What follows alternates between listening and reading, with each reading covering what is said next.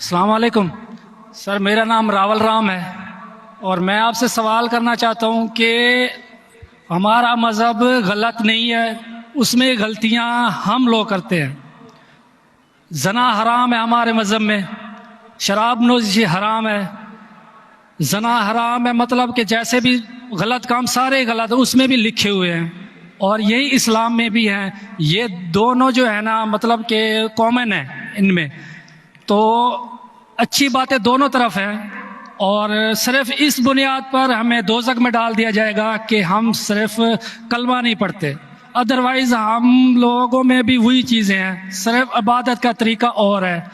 बाकी बस इस सवाल मैंने जो। भाई साहब आपका नाम क्या है? रावल राम।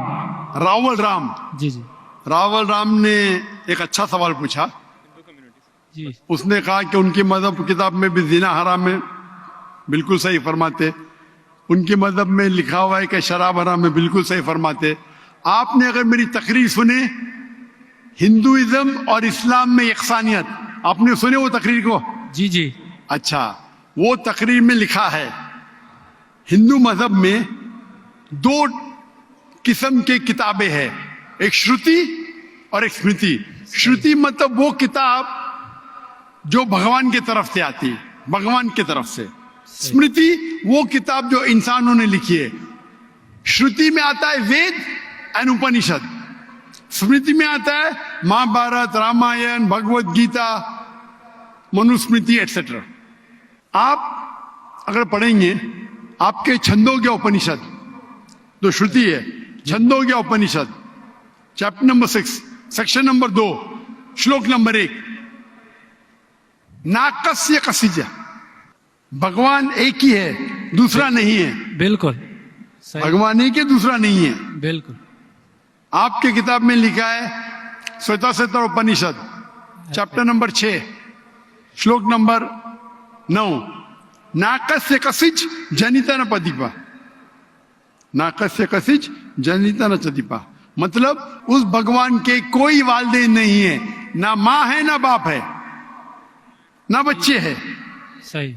लिखा है श्वेताश्वेतर उपनिषद में चैप्टर नंबर 4 श्लोक नंबर 19, न तस्य प्रतिमा अस्ति, प्रतिमा के मानी होती है संस्कृत में अक्स, picture, photo, statue, idol, painting. ना तस्य प्रतिमा अस्ति, उस भगवान की कोई अक्स नहीं, कोई पेंटिंग नहीं, कोई पिक्चर नहीं, कोई फोटो नहीं, कोई स्टैच्यू नहीं, कोई स्कल्पचर नहीं। ये लिखा है यजुर्वेद चैप्टर नंबर 32 श्लोक नंबर 3 में भी, ना तस्य प्रतिमा अस्ति। तो आप अगर भगवान को मानते हैं और भगवान की मूर्ति बनाते हैं तो गलत है। आपके किताब के हिसाब से कुरान मजीद को बाजू रखो, हदीस को बाजू रखो। आप मूर्ति पूजा में मानते हैं भाई साहब? सर मैं सिर्फ कृष्ण भगवान की मूर्ति पे मानता हूँ, अदरवाइज देवता हैं वो मतलब उन पे सजदा नहीं कर सकते। अच्छा। सिर्फ कृष्ण भगवान को सजदा कर सकते, उसकी मूर्ति भी जायज है। ये कहाँ लिखा है कि कृष्ण भगवान की मूर्ति जायज है? किधर लिखा है? वो सर मेरे हिसाब से वो खुदा है हमारा, इसलिए। बराबर, हमारे हिसाब से मैं भी अल्लाह में मानता हूँ, लेकिन अल्लाह की मूर्ति नहीं बना सके वो ही अल्लाह में मानता हूँ। अगर अल्लाह की मूर्ति बना सके तो वो अल्लाह ही नहीं है। वलम यकुल लहु कुफुवन अहद। नारे तकबीर। भाई साहब, भाई साहब, भाई हमारे गैर मुसलमान भाई मुझसे सवाल पूछ रहे। तकबीर अच्छी बात है, लेकिन अभी सवाल जवाब हो रहा है, तो मेरी दरख्वास्त है कि जब गैर मुसलमान भाई पूछते तो उन्हें डरने लगना चाहिए। उन्हें लगना चाहिए कि आपस में हम भाईचारा है। सही। उनको डरने लगना चाहिए। डरते नहीं माशाल्लाह, लेकिन आप ऐसा मत करो कि वो डर जाए। नहीं नहीं बराबर ना? तो आप डरिए मत भाई साहब, ये खाली तकबीर कह रहे। नहीं सर। तो हमारे हिसाब से जी। जिस की मूर्ति बना सके वो अल्लाह ही नहीं, और ये वेद में भी लिखेला है। आप इस्कॉन में मानते हैं सर वो तस्वर है, वो हमें भी पता है कि उसमें खुदा नहीं है, वो एक तस्वर है। हमारे इसमें खुदा का तस्वुर करते मूर्ति बनाए तो गलत है। तो यही मैं कहता हूं, आप अपनी किताब का अमल नहीं कर रहे, आप अपनी किताब का सही अमल करेंगे तो आप भी जन्नत में जाएंगे। सही बात है, बिल्कुल। तो कुरान हम में नहीं क्या करते ना, हम सुनिए, अपना मजहब पे सुनिए, सुनिए, मतलब फॉलो नहीं करते सुनिए, सही तरीके सुनिए। से। जी जी मेरा फॉर्मूला बहुत इजी है। सही। कुरान मजीद में लिखा है सूरह इमरान में सूरह नंबर 3 आयत नंबर 64 में, तालौ इला कलिमतिन सवाइम बैना बैनकुम, आओ हम उस बात की तरफ जो आप और हम में यकसा है। सही। अपन आज माने जो आप और हम में यकसा है, कम से कम उस पे तो अमल करे। मेरा फॉर्मूला यूनिवर्सल है, पूरा भाईचारा है। मैं कहता हूं भाई बाइबल को लेके आओ, वेद को लेके आओ, कुरान को लेके आओ। वेद काफी बड़ी है, जी जी। बाइबल कुरान से 3 गुना बड़ा है। हम आज वादा करें कि जो यकसा है कम से कम उस पे तो अमल करे। जो यकसा नहीं उसको साइड पे रखेंगे, कल बहस करेंगे। जो यकसा उस पे तो अमल करे। बाइबल में लिखा है, वेद में लिखा है, खुदा है कि खुदा का अक्स नहीं। अगर आप खुदा का अक्स बनाते तो आप वेद के खिलाफ जाते। सिर्फ कृष्ण का बनाओ तो भी गलत है। सर वो भगवत गीता में लिखा है इसलिए। आप भगवत गीता स्मृति है, भगवत गीता महाभारत का हिस्सा है, सही क्या नहीं? सही। तो महाभारत एक स्मृति है, स्मृति श्रुति के खिलाफ नहीं जा सकती है। अगर स्मृति और श्रुति में टकराव है तो हम श्रुति को मानेंगे, स्मृति को नहीं। वेद और उपनिषद सबसे ऊपर है।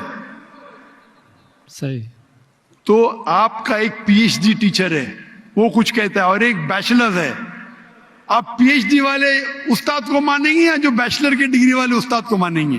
किसको मानेंगे? कौन से उस्ताद को मानेंगे? PhD sir. पीएचडी। तो आपका पीएचडी वेद है। सही।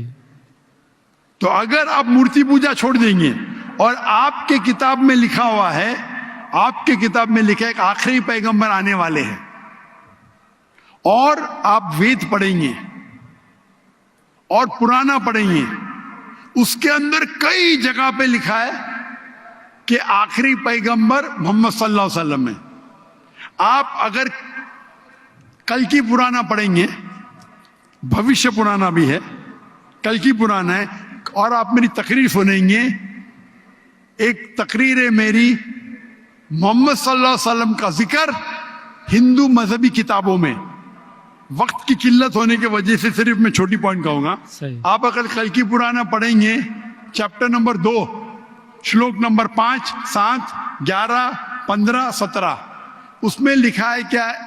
एक अवतार आएंगे, आखिरी अवतार आएंगे, जिसके वालिद का नाम है विष्णु यास।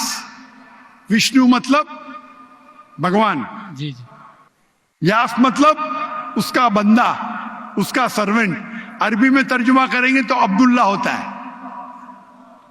आखिरी पैगंबर आएंगे जिसका वालिद के नाम अब्दुल्ला है, उसके मां का नाम है सुमति। सुमति संस्कृत में मतलब अमन, शांति। अरबी में कहेंगे आमिना। मोहम्मद सल्लल्लाहु अलैहि वसल्लम के मां का नाम था आमिना। वो पैदा होंगे एक अमन शहर में, मक्का। उस शहर के ग्रोह के लीडर के कबीले में पैदा होंगे, कुरैश के कबीले में। उसके 4 करीब दोस्त होंगे। जिक्र हो रहा है खुलफा राशिदीन का।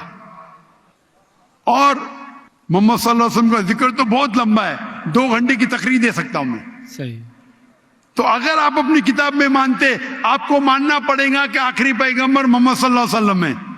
आप मानते कि आखिरी पैगंबर मोहम्मद सल्लल्लाहु अलैहि वसल्लम है? सर मैं पढ़ी नहीं है, मैं भी बस ऐसे मतलब कोई सही तरीके से नहीं पढ़ा है, इसलिए मुझे पता नहीं है उसमें। नहीं पढ़ा तो गलती किसकी? मेरी या मेरी गलती है, मैं मान रहा हूँ। तो और आप हमारे मेरी- ऐसे तो करोड़ों आप- लोग हैं जो नहीं फॉलो करते हमारे मजहब को, इसीलिए हिंदुस्तान में जब मेरी तकरीर होती है जी जी तो हिंदू का मजमा इससे बड़ा होता है। बिल्कुल देखा है। 5 लाख, 10 लाख, 25%, 20% गैर मुस्लिम होते, 20% हिंदू होते। तो 10 लाख का 20% कितना हुआ? 2 लाख। ये 2 लाख का तो मजमा नहीं ना, क्योंकि हिंदुस्तानी मुझसे मोहब्बत करते हैं जी और गैर मुस्लिम भी मोहब्बत करते हैं। बिल्कुल। वो पॉलिटिशियन है, जो प्रॉब्लम होता है उनको वोट बैंक का प्रॉब्लम है। अरे हम लोग तो हार जाएंगे अभी। हिंदू जब मेरी तकरीर सुनते कहते कि 2 घंटे में हमने वो सीखा जो हमने 40 साल हमें पता नहीं था। सही। अभी जो मैं हवाला दिया, रेफरेंस के साथ आपकी किताब का हवाला दिया, तो आप अगर सच्चे हिंदू है तो आपको मानना पड़ेगा कि एक भगवान है, उस भगवान की मूर्ति नहीं है, उसके आखिरी पैगंबर मोहम्मद सल्लल्लाहु अलैहि वसल्लम है। तो आप अपने किताब पे अमल करेंगे जी करूँगा। और जो चीज यकसा है कम से कम उस पर तो अमल करो। जो टकराव है वो बाद में, मैं जानता हूं, मैंने तकरीर की है, इसमें लिखा है कि हिंदू मजहबी किताब में लिखेला है शराब पीना हराम है, कुरान में लिखेला है। सही आपकी मजहबी किताब में यह भी लिखा है कि सुअर का गोश्त खाना हराम है। सही। और आपकी किताब कुरान से सख्त है, उसमें लिखा है कि अगर आप सुअर का गोश्त बेचेंगे तो उल्टे पैर और उल्टे हाथ काटना चाहिए। ये किधर हदीस में नहीं लिखेला है, ना कुरान में लिखेला। आपकी मजहबी किताब मनुस्मृति में लिखा हुआ है कि आप उल्टे हाथ और उल्टे पैर काटो अगर वो सुअर का गोश्त बेचता है तो। सही। तो अगर आप सही हिंदू है, आपकी मजहबी किताब पढ़ो। आपकी मजहबी किताब में लिखा हुआ है कि आखिरी पैगंबर आएंगे और आखिरी पैगाम देंगे। आखिरी पैगंबर मोहम्मद सल्लल्लाहु अलैहि वसल्लम है और आखिरी पैगाम है कुरान मजीद। सही। तो अगर आप सच्चे हिंदू हैं तो आपको कुरान मजीद और मोहम्मद सल्लल्लाहु अलैहि वसल्लम की बात मानना पड़ेगा। आप देखेंगे हिंदुस्तान में हजारों की तादाद में हिंदू इस्लाम कबूल किए। अल्लाह हिदायत दिया, मेरे वजह से ने, अल्लाह ने उन्हें हिदायत दिया। क्या मेरे तकरीर के बाद कई लोग, चाहे मजमे में चाहे घर पे, अल्लाह उन्हें हिदायत दे रहा है। मैं आपसे पूछना चाहता हूं, आप मानते हैं कि अल्लाह के आखिरी नबी मोहम्मद सल्लल्लाहु अलैहि वसल्लम है? सर मैंने अभी देखना है, जाकर पढ़नी है किताब, तो अगर उसमें है तो ठीक है, सही बात है। तो मेरी आपसे दरखास्त है कि आप मेरा वीडियो कैसेट जी हिंदुइज्म और इस्लाम में यकसानियत देखिए, जी। और उसको देखने के बाद अगर कोई सवाल है तो मुझसे पूछिए। अगर आपको यकीन आता है तो हक है, तो मैं आपको दावत देता हूं कि हक का पैगाम को एक्सेप्ट करो और इंशाअल्लाह ये आपके लिए राह नजात बनेंगी इंशाअल्लाह।